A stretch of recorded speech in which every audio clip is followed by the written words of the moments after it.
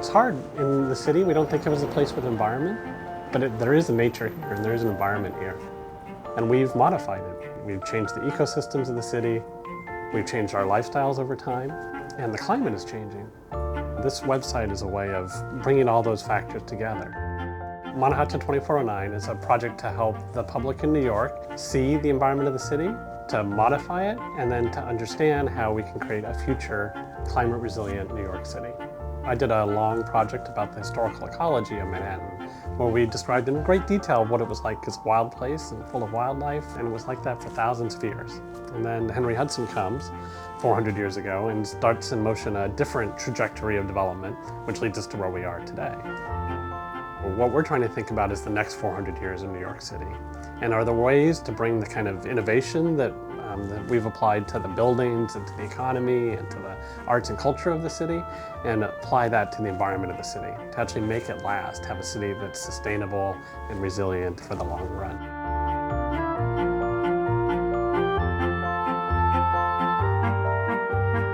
I think at the time, I didn't feel like there was a really high probability that we were going to get funded. So maybe that encouraged me to put forward an idea that was going to be a little more cutting edge than I might have otherwise. And then they funded it, and then we were like, oh my gosh, now we got to build this thing. In the web application, you can see the way the city was in 1609, at the time that Henry Hudson arrived, to see the way it is today in terms of the same land cover and ecosystem types, and then to paint their own ecosystems for their vision for what the future of their neighborhood or their block might look like. And then to see the results of those changes in terms of environmental performance indicators centered around carbon and water and biodiversity and human population. Residential and office or residential and retail? You want residential and retail?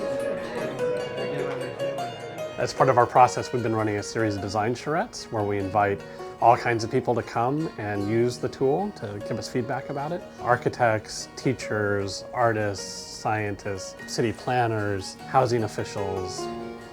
We want school kids to use it and their teachers, and we want the city to use it, and we want the general public to use it. We want everybody to use it. Designing for multiple audiences has been a huge challenge. And it's funny because we have adults telling us that for kids, they need to simplify it. But then when kids use it, they oh no, I love how this works. I love all the choices I have. Some people do very interesting but kind of prosaic modifications. They paint a green roof on their building and then they want to see what the effect is. Or they put some street trees along the street where they live. Other people take much more radical interventions, right? They'll wipe out a series of buildings and put forests back, or they'll put even bigger buildings, right? And then surround it by a parkland. We think that maybe in the kind of stew of all the different visions of Manhattan's future that we can get, there might be, one vision or a few visions that work much better than the other ones, that we might discover something that's really brand new. And it finds a way for us to have a win-win between the city and nature.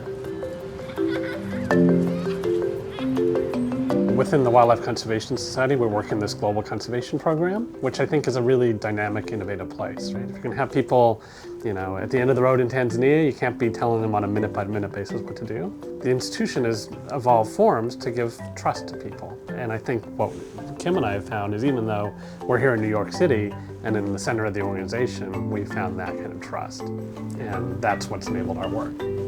It is all about having the right people, getting not just the right skill sets, but the right personalities, the ability to work together, to work hard, to work in spurts. But we're just building a web application without reference to the ways these sorts of things are supposed to be done. Hiring a big professional web firm,